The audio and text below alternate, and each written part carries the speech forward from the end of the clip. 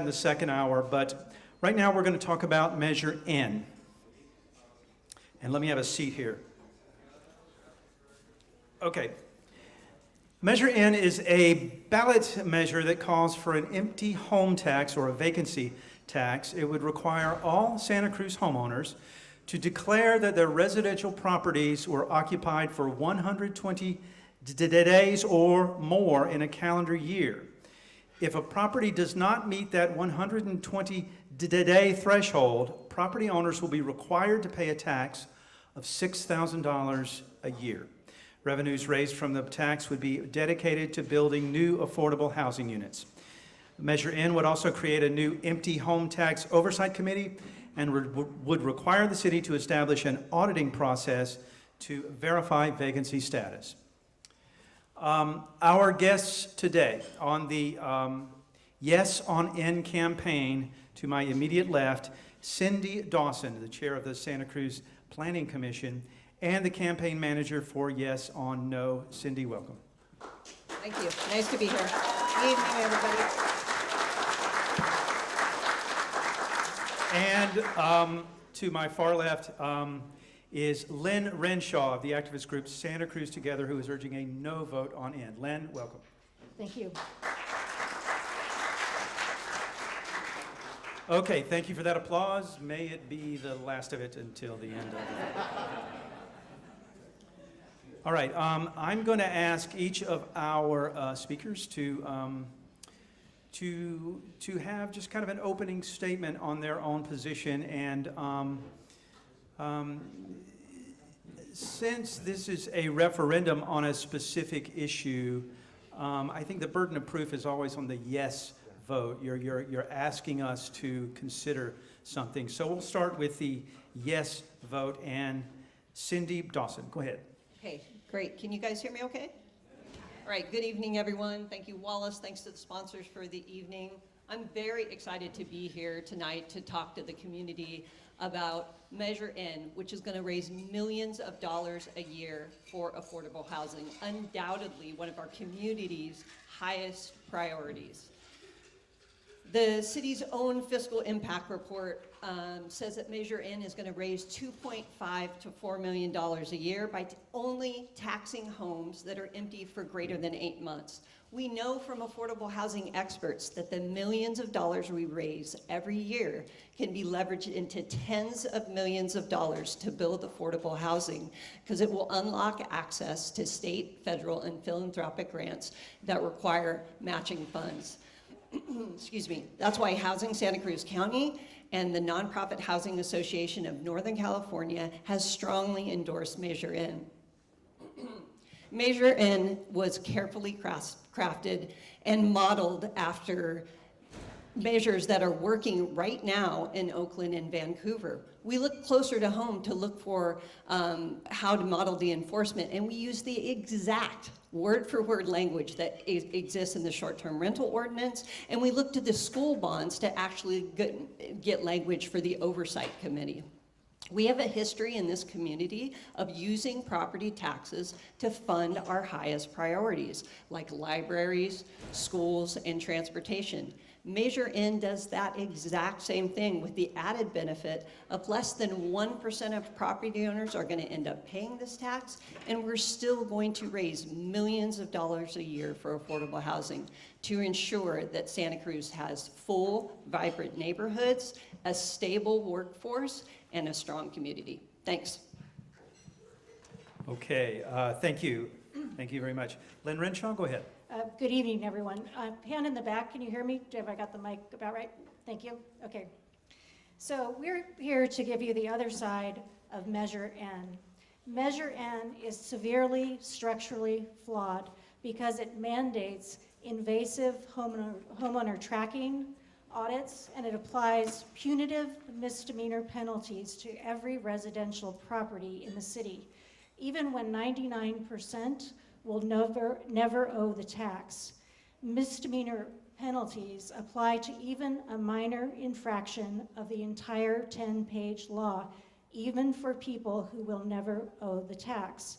Measure N does not include a mechanism to have the penalties only apply to people owing the vacancy tax. The Santa Cruz Sentinel summed it up this way, quote, Measure N essentially tells homeowners they're guilty until proven innocent. Just wait for the lawsuits when homeowners realize they have to prove they don't owe a $6,000 tax in addition to the property and parcel taxes they are already on the hook for. Fining and otherwise punishing owners will not, repeat, will not reduce homelessness nor lower rental costs. This is still the Sentinel. If somebody wants to keep their home vacant, that's their right without intrusive government monitoring their purposes or whereabouts. Vote no on Measure N, unquote. And again, that was a direct quote from the Sentinel, who endorsed no on Measure N, and they did fact check their article. Okay, thank you. I want to thank our great partner tonight, Santa Cruz Works over here. Thank you so much for helping us put this together. And I want to welcome the audience of probably millions on Zoom, I would guess, all up and down the West Coast. Here's how this is going to work. I will ask a question of one of you, and I will give the other a chance to respond. And then I will ask the other a question and give the first a chance to respond, so that we're all even Steven here, okay? All right. Let's start with Cindy Dawson. Cindy, why are empty homes a problem in Santa Cruz? And what is the rationalization for having the government determine what a homeowner can do with his or her own property when it comes to occupancy? Yeah, that's a great question. So let's start with the right of the government to regulate what we do with our private property. I'm a property owner myself. I live on the east side. The government regulates everything I can do with my property. It tells me if I can build an addition. It tells me what that addition might look like. And so we as a society have decided that there are some greater community goods and we need some way to administer that, and we do that through governance, right? So that's just something that happens already. So this is not a new thing. Government already does that. And the second part of your question about whether property owners, I'm sorry, could you ask one more time? Well, why are empty homes a problem in Santa Oh, Cruz? why are empty homes a problem? Sorry, I missed that part. So we know empty homes hollow out neighborhoods. They destabilize our workforce, right? Because if people are driving an hour into town for their job, they're going to turn around and drive right back home. If people live where they work, they patronize local businesses, they are members of the community. We have people that are neighborhood people who now say they're the only ones on their street. They want neighbors. They want people to be home. We want community. That's what has drawn a lot of us to Santa Cruz is community. So we want more neighbors, we want community, and we want to make sure that we have a stable workforce and that workers can live where they work. Lynn, do you want to respond? Yes, it's important to know that the city today has existing housing databases that can be used to determine which houses would be likely vacant home. In its possession today, am I still doing good on the mic, everybody back there? Okay. So the city has existing databases. There's the assessor's database that today you can use to find out who takes the homeowner's exemption. We have a database of all the rentals in the city. We also have a database of the short-term rentals, which are limited by the city already to a couple hundred. A local engineer crossed these databases and found a few hundred empty homes. Then you apply the exemptions. All the properties listed on the market, on the multiple listing service at that time, there were about 200. Those would be exempt, you take those out. Anybody in assisted living, those would be exempt, you take those out. Remodels, houses being built, you take those out. It's a very small number of empty houses. Every jurisdiction, not every, like the very few jurisdictions, Vancouver and Oakland, for example, overestimated their vacant homes by tenfold. And so this isn't a mystery. Again, a local engineer was able to use the existing information today in the city's possession to find out how many likely vacant homes there are. Thank you. Thank you. My question to Lynn Renshaw, you are the founder of a group called Santa Cruz Together. Does Santa Cruz Together oppose this measure on its specific merits, or are you opposed to the whole idea of a vacancy tax to begin with? We oppose this measure because it has two extreme structural flaws. One of the flaws is the fact that there will be annual audits involving the entire population, all the residents. It will touch renters as well. Yet 99% of the people will never own the tax. Again, what I just said, if it's a couple hundred vacant homes and there's over 20,000 residences, everybody's going to have to be audited year after year rather than using the existing information. The other severe structural flaw, again, is the fact that the criminal penalties are applied to there's misdemeanors for each and every day you violate any word of the 10-page law, any word of the entire chapter. I do not think that was the intent, but again, there's no mechanism to say the only people that get the misdemeanors and the $1,000 fines is those that don't pay the tax. Somebody who files their occupancy status late, let's say I file my occupancy status a week late, that would be not a misdemeanor for the first 2 days and then 5 misdemeanors after that, and so on and so forth. And so this was not anticipated. If it had gone through public review, public input, these severe flaws could have been identified and fixed. Instead, here it is in its flawed way to pass as is. Thank you. Okay, so Santa Cruz Together does not oppose the basic idea of a tax, is what you're saying, right? Again, going back to the fact this whole thing is a needless bureaucracy when the city possesses the information Right. today. But it has to do this particular thing. Correct. Okay. Cindy Dawson, you want to respond? I'm you having able? mic problems. Are you able? Is that okay? Are we okay with the feedback there? No. You got it? Hello? Hello. Okay. All right, so let's have some real talk about audits. So this is a piece of my mailer from KNL. And you know what it says? Taxpayer Protection Facts, annual audits, and an independent taxpayer oversight committee. That is exactly what Measure N has. So these untrue scare tactics about making things in the audits in Measure N, something that doesn't already happen in the city, is just demonstrably false, as demonstrated.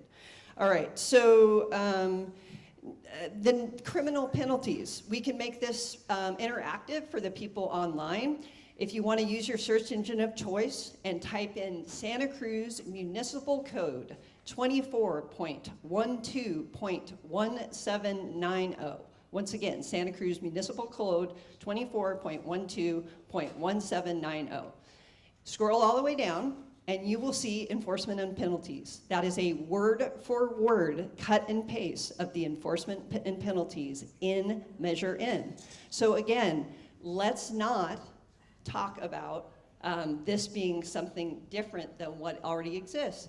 When policies are passed, the city council, which Santa Cruz Together says that they are elect qualified folks, if they need to make adjustments for that, they can. You can see that an infraction is very different than a criminal penalty. And let's be clear that infractions, you would have to have 2 infractions before something would advance, just like any other random audit and a tax.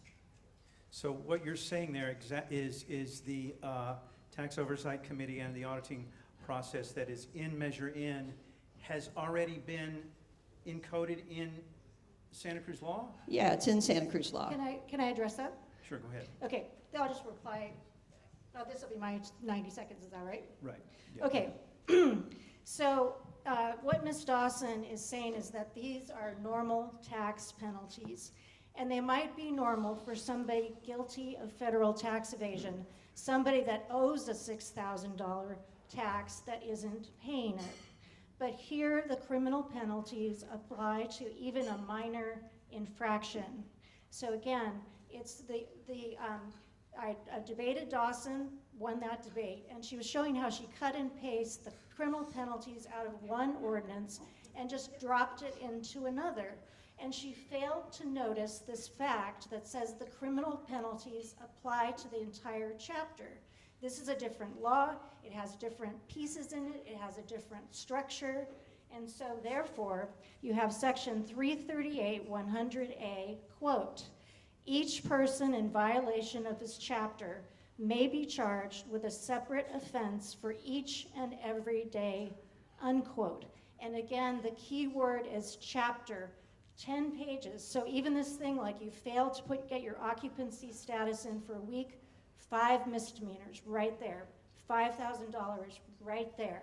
So it's not that that penalty doesn't exist somewhere, it's that you just can't drop it into some law and not understand the context and the implications.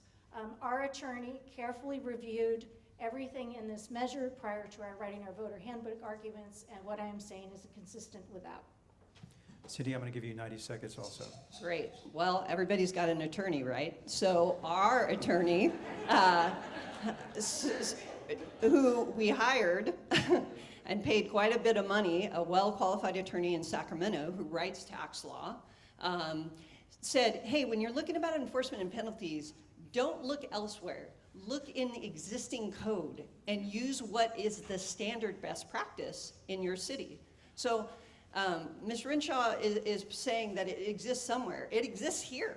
Exactly what is in Measure N exists here already. So we were very thoughtful about wanting to do best practice and to stay in line, because what we're trying to do here is get affordable housing, full stop. And we understand unintended consequences can sink a measure. So we were very careful, took a lot of time, paid a lot of money to a lawyer to make sure that we didn't do that. So these audits, anybody can be audited anytime by the state and federal government, right? You could go home today and you might have something in your mailbox that said you're going to be audited. These are commonplace best practices for taxes, not somewhere else, here. So that's what we used, and that's what we did, and that's what's going to get us millions of dollars for affordable housing. Okay,